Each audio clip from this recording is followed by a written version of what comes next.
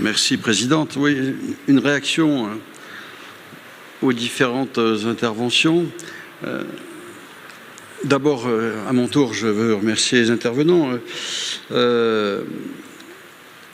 Très sincèrement, pour ma part, alors que sur mon territoire et ici au sein du conseil départemental, je pense être relativement alerté sur les dispositions et les dispositifs conduits. Vous nous avez donné l'occasion de prendre une mesure plus juste de ce qui est en jeu et de ce qui est en train d'être travaillé. À cet égard, c'est mon premier constat. Le conseil départemental qui a investi cette responsabilité au travers évidemment de l'engagement que je veux saluer de notre amie Rosemarie Lupeaud, je l'ai entendu tout à l'heure, apparaît aujourd'hui clairement comme un interlocuteur incontournable. Et je dois relever qu'il apparaît comme tel en relativement peu de temps. Je trouve ça assez remarquable. Sans doute du fait des différentes fonctions, des différentes compétences qu'il assume, et incontestablement il y a croisement entre ces compétences et le champ d'intervention et l'ensemble des problématiques relevant de la santé. Donc je veux d'abord relever cette faculté qui a été la nôtre. Je crois que c'est à mettre à l'actif justement des méthodes usitées. Rosemarie les a présentées tout à l'heure assez précisément, et en même temps de nos connexions territoriales qui sont multiformes et qui viennent évidemment enrichir notre capacité d'intervention, d'analyse et d'intervention sur le terrain. Je dois dire d'ailleurs l'intervention du professeur Tarquinio, d'abord, nous inciterait presque à demander l'autorisation d'assister à un cours, parce que c'est passionnant. Ça renvoie à une conviction, en tout cas, que nous sommes quelques-uns à partager.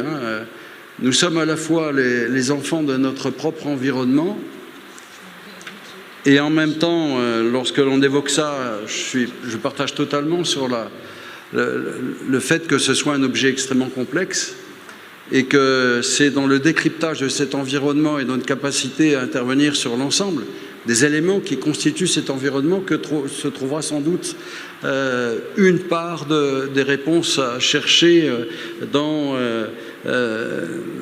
l'accompagnement des troubles qui peuvent être ici ou là et de manière très différenciée constatée.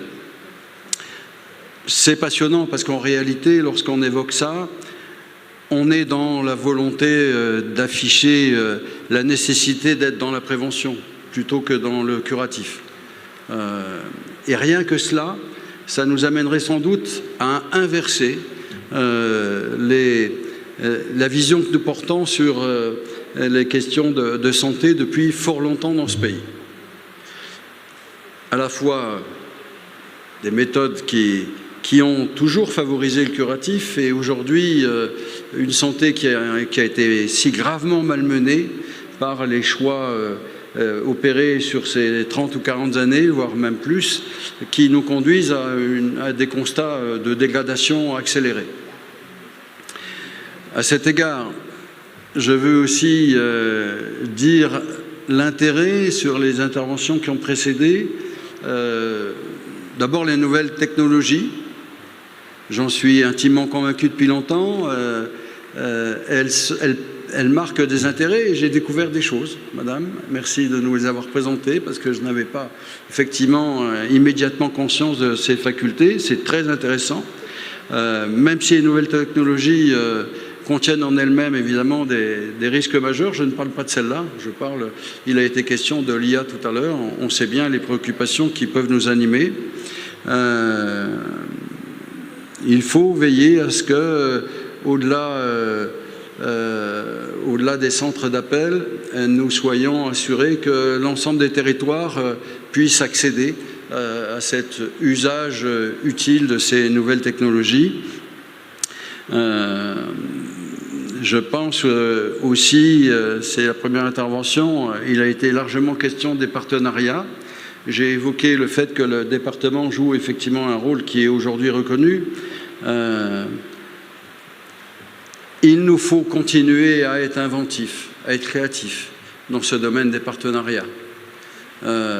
Toujours à rechercher plus de souplesse, plus d'adaptation administrative à cette souplesse et à ces partenariats nouveaux. Pourquoi dis-je cela? Sur mon territoire, nous avons donné naissance, et l'agence régionale le sait parfaitement bien, à un centre communal de santé. Son originalité, c'est d'être situé dans une maison de santé où se trouvent installés des médecins libéraux. Et donc, nous avons créé un lieu où il y a une articulation presque obligatoire, presque immédiate, entre les médecins salariés d'un côté et les médecins libéraux de l'autre, qui coexistent dans le même espace et qui, sans doute obligatoirement d'ailleurs, et ils sont volontaires pour cela, vont donner naissance à un exercice qui sera invisible pour les patients parce qu'ils ne verront pas de changement. Les médecins vont agir de même manière, mais en tout cas qui va en donner naissance à des relations d'un type nouveau. Il faut simplifier les choses. Cette naissance a été compliquée, relativement longue, au moment où nous devrions trouver les méthodes qui nous permettent de simplifier tout ça. Nous sommes tous amenés à reconnaître l'urgence. Compte tenu, je n'y reviens pas, j'ai parlé du paysage sanitaire dans ce pays qui est extrêmement dégradé du fait des décisions anciennes et encore actuelles d'ailleurs.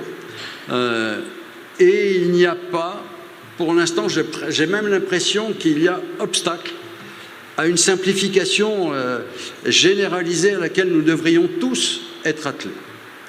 Et ce manque de simplification conduit à un relatif retard entre, évidemment, la gestion des phénomènes auxquels nous assistons et notre capacité à faire émerger des solutions. Enfin, je termine mon propos, qui est un petit peu long, je m'excuse, mais sur la situation, il faut qu'on prête attention à nos éléments de référence dans le domaine de la santé. Ça structure la santé sur un territoire. Je pense aux hôpitaux, et je pense en particulier pour mon territoire à l'hôpital Maillot. La situation est inquiétante. Je ne cesse de le dire, l'ARS le sait pertinemment bien, même si elle a accompagné financièrement l'hôpital pour éviter une crise financière encore plus grave que celle qu'il connaît.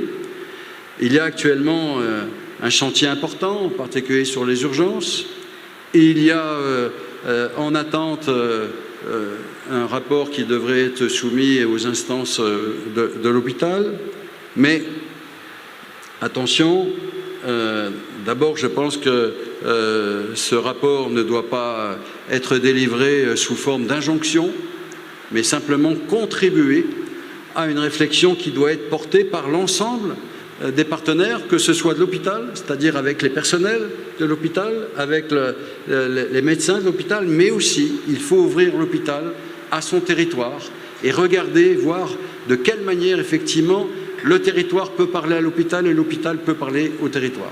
Voilà, en m'excusant un peu d'être un peu long, mais merci en tout cas pour ces contributions.